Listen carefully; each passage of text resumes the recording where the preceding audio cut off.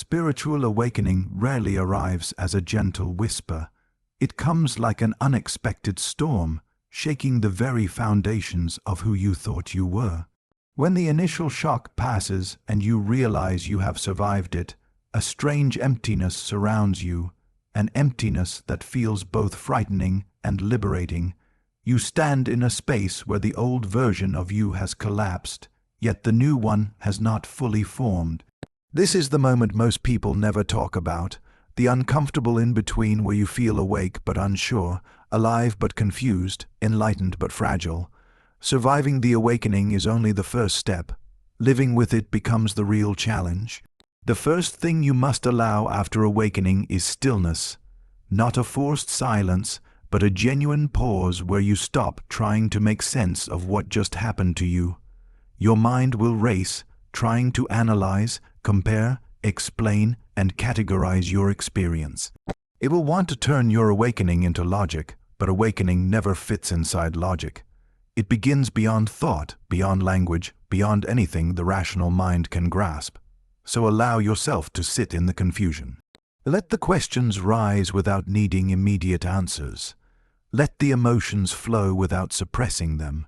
Your soul is rewiring itself, and that process can feel like losing control. But losing control is sometimes what healing looks like. In this phase, you may feel incredibly sensitive. Sounds seem sharper, emotions feel deeper, and even ordinary conversations may carry a weight you've never noticed before. You are perceiving layers of reality that were once invisible to you. You might catch yourself noticing dishonesty in someone's tone, feeling drained around certain people, or sensing truths you cannot logically explain. This sensitivity is not a weakness. It is the early sign of your expanded awareness. It is your inner world stretching into a new dimension, trying to understand itself. Yet it can also be overwhelming, and overwhelm makes many people believe something is wrong with them. Nothing is wrong. You are simply adjusting to a level of consciousness that your old identity was never built to handle. You may also feel detached from the life you once recognized. Activities you used to enjoy may feel meaningless. People you once connected with may feel distant. Goals you once chased may no longer excite you. This creates an unsettling void, a sense of if I am not who I used to be, then who am I now? This question is not a sign of confusion. It is a sign of rebirth. Your awakening stripped away everything borrowed, beliefs you inherited, roles you played for acceptance, dreams you adopted to feel worthy. What remains is your raw self, unclothed and unmasked. It takes courage to meet this version of yourself, because it holds truths you have avoided for years. During this time, you might experience loneliness even when surrounded by people. Not because you are truly alone, but because your awareness has risen beyond the frequency of your old patterns and relationships. You don't fit into the old rooms anymore. You don't resonate with the old conversations anymore. You feel like a stranger in your own life. This loneliness is sacred. It is the silence before transformation. It is the cocoon phase where you begin dissolving into something new, even if you cannot yet imagine what that new form will be. Trying to force yourself back into old environments will only intensify your discomfort. Instead, trust the distance. Trust the pull away from what no longer nourishes your soul. Another major part of surviving the aftermath of awakening is learning to recognize fear disguised as logic. Your mind will try to drag you back into familiar patterns because familiarity feels safe. It will whisper things like you're overthinking. Nothing has changed. This is too much. Just go back to normal. But there is no going back to normal. Awakening doesn't give you the option of returning to who you were. Once truth is seen, illusions lose their power. The question is not whether you can return, but whether you will dare to step forward into a truth that demands your growth. Fear will try to shrink you, but intuition will push you. Your job is to notice the difference. You will also go through a phase where you question your sanity. It is common and completely normal. Awakening dismantles your inner structures so rapidly that you feel like you are floating somewhere between your past self and your future self. You might ask yourself, did I imagine everything? Why do I feel different? Why can't I explain what happened? This uncertainty is part of the process. What happened to you is not meant to be explained. It is meant to be integrated. Words are too small to contain experiences that expand your consciousness. The most important thing during this chapter is to stay grounded. Grounding does not mean denying your awakening. It means anchoring yourself in practices that stabilize your energy while your identity shifts. Spend time in nature, walk barefoot, breathe consciously, write down your thoughts without judgment, limit your exposure to chaotic people or environments. Your nervous system needs gentleness right now. You are not just healing your mind, you are healing years of emotional weight, generational conditioning, and unconscious patterns that awakening has brought to the surface. This chapter is also where acceptance begins. You accept that your old self is gone. You accept that discomfort is part of transformation. You accept that clarity will come, but not immediately. You stop running from yourself. You stop fighting the shift. You begin trusting that something larger, wiser, and more intuitive is unfolding inside you. Awakening is not the end of your journey, it is the doorway. Stepping through it requires patience, humility, and self-compassion. The shock of waking up is raw, messy, and disorienting, but it is also sacred. It is the universe pulling you out of your own sleep. It is consciousness awakening through you. It is life inviting you into a deeper version of yourself. You survived the awakening, but now you must learn to survive the silence that follows. In this silence, your soul will whisper its first instructions. Listen carefully. The life you are meant to live begins here.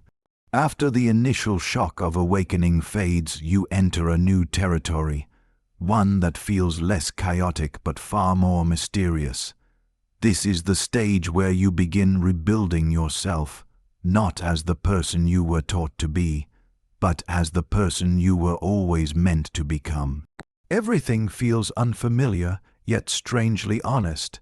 It's like standing in front of the remains of an old house, realizing you finally have the freedom to design a new one. But freedom, though powerful, can also be overwhelming. You are no longer following the blueprint society handed you. You are no longer performing an identity crafted for approval. You are now choosing every piece of yourself deliberately, and this level of responsibility feels both liberating and terrifying. The first step in this rebuilding is recognizing what no longer resonates with you. Awakening pulls the curtain back on all the layers of conditioning you accepted without question. You start noticing the beliefs you absorbed simply because you were too young or too afraid to challenge them.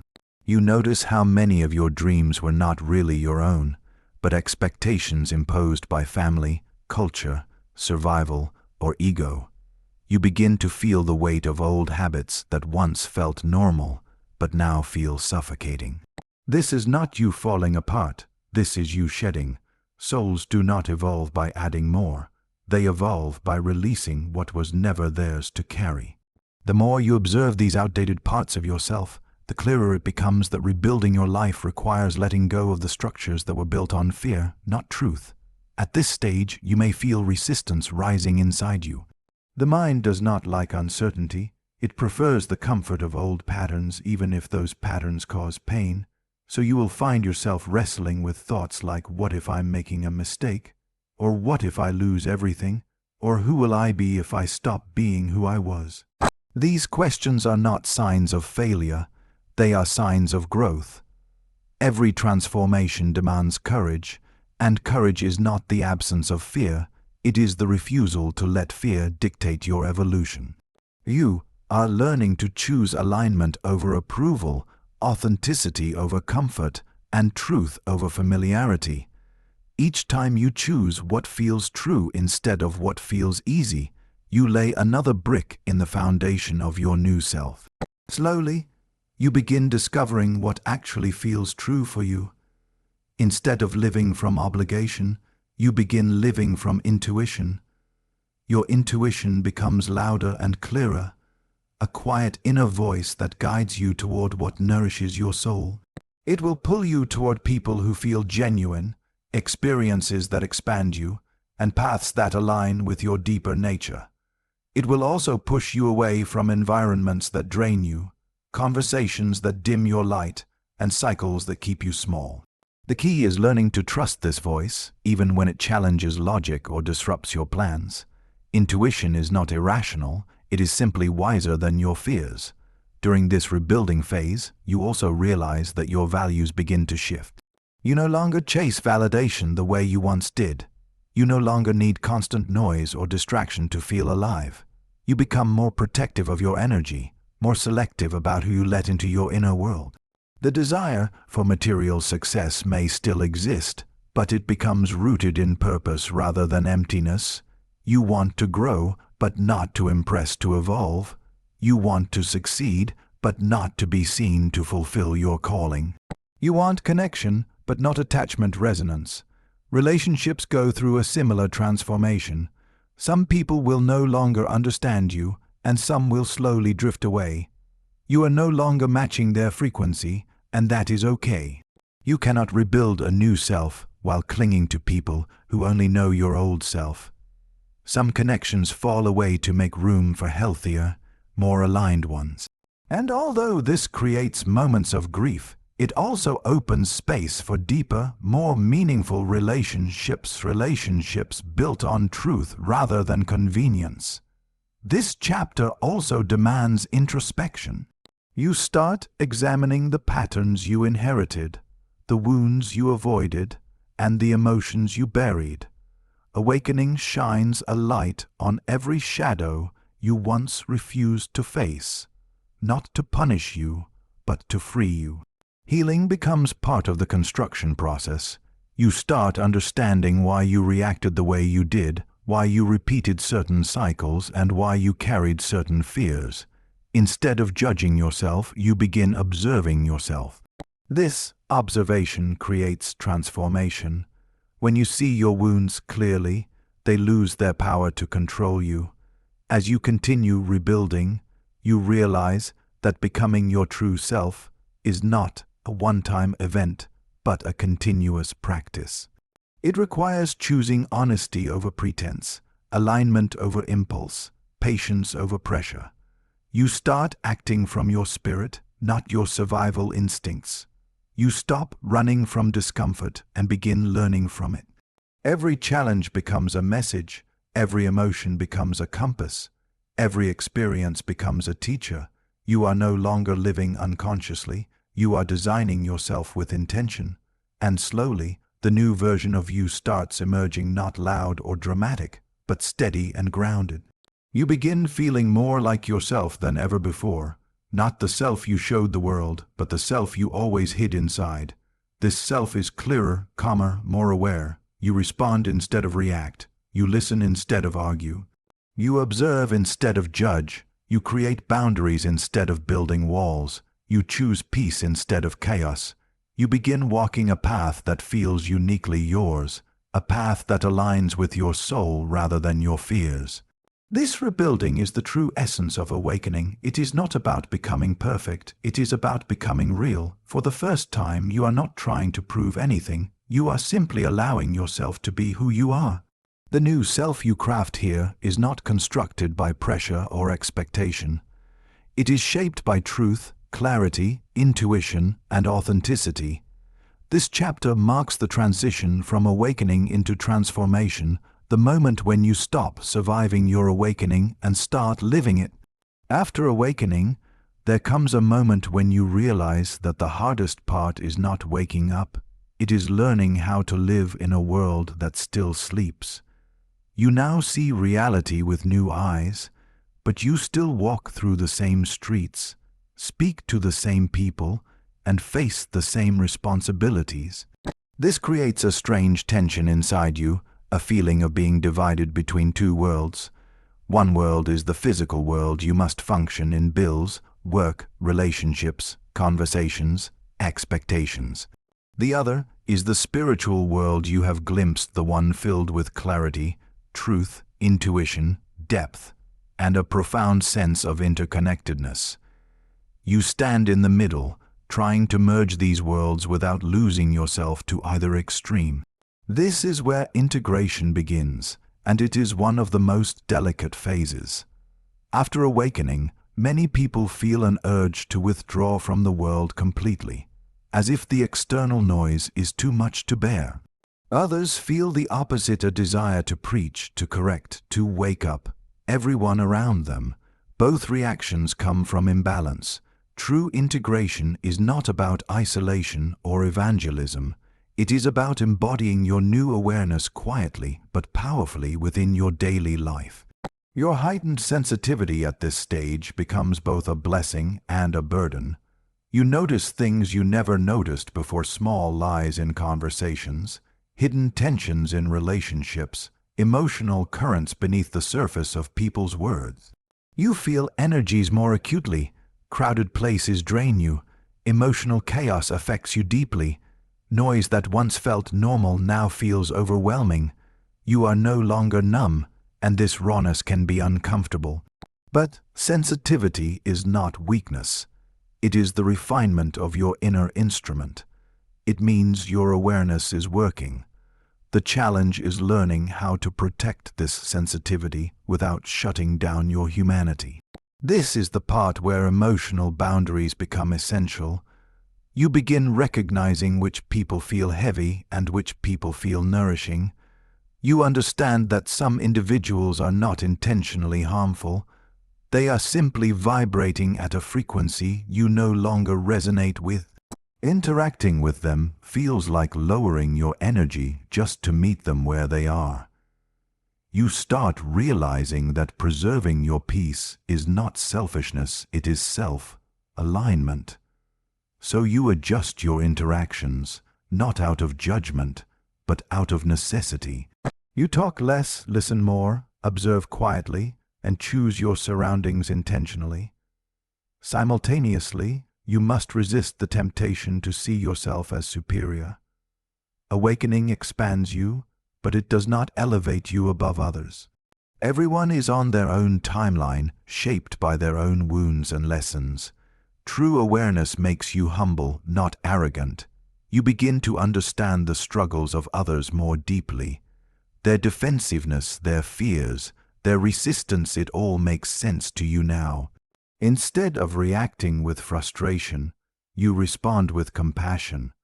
You stop expecting them to understand your journey, because awakening taught you something crucial. Understanding is not a requirement for love. Integration also requires you to examine your triggers with honesty. After awakening, your ego becomes more subtle. It doesn't disappear, it evolves. It may disguise itself as righteousness, moral superiority, or spiritual clarity. You must stay aware of this. Whenever irritation or judgment arises, ask yourself what part of you is being challenged. Awakening gives you awareness, but integration gives you emotional maturity. The goal is not to eliminate the ego, but to form a conscious relationship with it so it no longer drives your decisions. As you move through this phase, you begin translating your inner transformation into everyday behavior. Instead of reacting impulsively, you respond with presence. Instead of seeking validation, you seek truth. Instead of losing yourself in people's expectations, you stay rooted in your inner guidance. Conversations become deeper, more intentional. Your choices become aligned with your inner values. Even your silence becomes meaningful, no longer the silence of suppression, but the silence of clarity. Living with awakened awareness means making peace with your sensitivity rather than fighting it. You might find yourself needing more rest, more solitude, more nature. You may crave quiet mornings, slow evenings, or gentle routines. Honor these needs, Your body is adjusting to a new rhythm, a new frequency. For the first time, you are hearing its voice clearly. Ignoring it would be a betrayal of your own evolution. You will also notice that your relationship with time changes. You become less focused on rushing and more focused on being. You begin valuing presence over productivity. Moments feel richer, conversations feel deeper, and even ordinary experiences carry a sense of meaning that you once overlooked. This is the result of consciousness grounding itself in your daily life. The world has not changed, your perception has. People may misunderstand this shift. They may think you are becoming distant, slow, or overly reflective. But you do not owe anyone an explanation. Awakening teaches you that your inner peace is not negotiable. You begin choosing where your energy flows with intention. You stop participating in dramas, meaningless conflicts, or toxic cycles. You no longer have the desire to prove yourself, argue endlessly, or convince others. This is not withdrawal, it is mastery. Yet integration is not all serenity. There will be moments where your old patterns resurface. You may slip back into old habits or react from old wounds. Do not punish yourself for this. Integration is a gradual process, not an instant transformation. The goal is not perfection, but awareness. Each time you recognize an old pattern, you weaken its hold on you. Each time you choose consciousness over impulse, you strengthen your new identity. Eventually, something beautiful happens. You begin living with a quiet power. You move through the world with calm eyes and an open heart. You no longer fear the unknown because you are connected to something deeper than certainty, your own inner wisdom. You inspire others without trying. Your presence becomes a mirror that helps them see themselves more clearly. You walk peacefully, not because life is easy, but because you are aligned. Integration is the moment your awakening becomes more than an experience. It becomes your way of being. It is where your inner transformation becomes visible in your outer actions. It is the stage that turns awareness into embodiment and insight into identity. You are no longer awakening, you are awakened, living gently but powerfully in a world that is still learning to see. As your awakening settles into your bones, you begin to realize that the journey does not end with clarity. It begins with purpose. Surviving awakening is one thing, integrating it is another, but living with it is a completely different chapter. This is where you step into the world not as the person you used to be, but as the person your awakening has revealed. A quieter, wiser, more grounded version of you begins to emerge, one who sees life not as a series of battles, but as a continuous unfolding. You start noticing that life is no longer something happening to you. It is something happening through you. This stage is about learning to walk with your awakening without needing to announce it, defend it, or label it. You do not need to prove your transformation. You simply embody it. Your presence carries a depth that cannot be hidden, and people feel it even if they don't understand it. They notice your calmness in chaotic situations, your clarity in confusion, your compassion in conflict. They sense something different about you, something steady, something unshakable.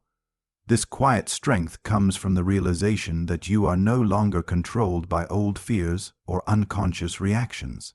You have seen beneath the surface of life, and that insight has rewired the way you move through the world.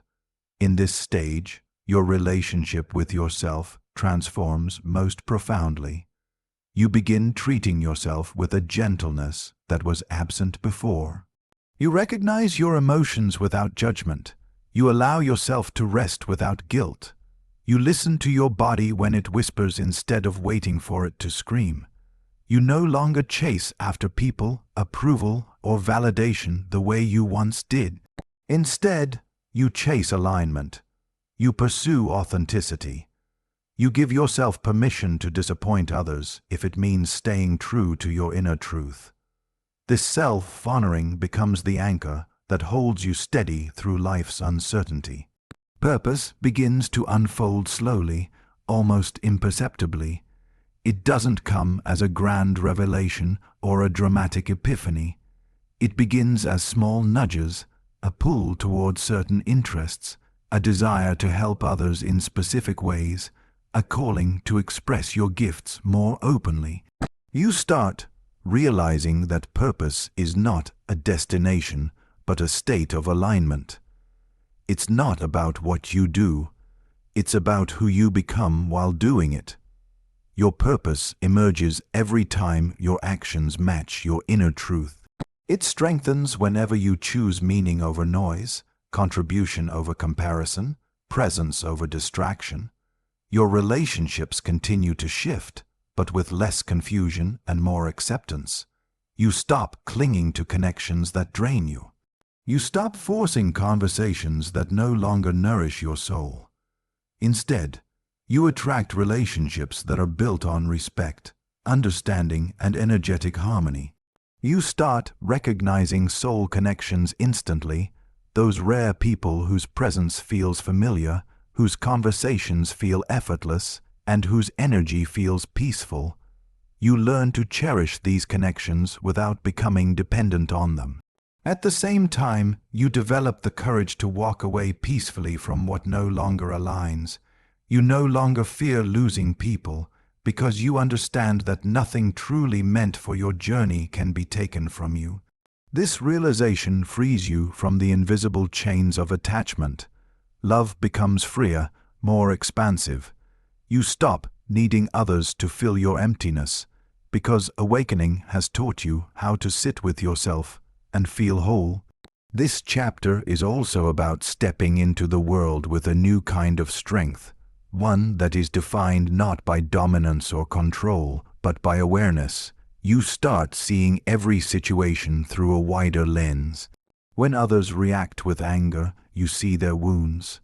When others speak with bitterness, you see their fear. When others try to trigger you, you see their pain. This doesn't mean you tolerate disrespect, but you stop personalizing it. You respond from clarity instead of reacting from old wounds. This shift changes everything. It makes you resilient in a way that force never could. A sense of inner peace starts becoming your default state, not because life becomes easy, but because you have learned how to navigate it consciously. Challenges still arise, but you no longer collapse under them. You observe them, learn from them, and move through them. You begin to trust life on a deeper level. You trust your timing, you trust your intuition, you trust your resilience. Most importantly, you trust yourself. This is the real gift of awakening. Not psychic visions, not supernatural insight, but self-trust. With this trust comes a new rhythm of living. You stop rushing. You stop forcing outcomes. You stop comparing your timeline to others. You learn the art of surrender, not as a form of defeat, but as a form of wisdom. Surrender becomes your way of aligning with life instead of fighting against it. You act when you feel inspired, not pressured. You speak when you feel called, not obligated. You move when your intuition says now, not when your fear says hurry. This creates a life that feels fluid, intentional, and deeply authentic. Eventually, you begin sharing your light with the world, not through preaching or persuading, but through your presence. You become a mirror for others, reflecting their forgotten strength, their hidden potential, their buried truth. People feel safe with you because your awakening has taught you how to hold space without judgment. You don't fix others, you encourage them to see themselves more clearly. You don't rescue them, you inspire them to rise. This, in itself, becomes a form of purpose, even if you never call it that. Living after awakening is not about escaping the world. It is about engaging with it from a higher level of consciousness. You become the bridge between the spiritual and the physical, the invisible and the visible, the inner and the outer. You learn to shape your reality with intention, respond to life with awareness, and walk your path with trust. You don't need the world to change for you to be at peace. Your peace comes from within, and it travels with you everywhere you go. In the end, you realize something profound. Awakening was never a moment. It was an invitation to live deeply, love consciously, walk gently, and exist fully awake. It was the beginning of a lifelong relationship with your soul, a relationship that continues to unfold with every breath you take, every choice you make, and every truth you dare to live.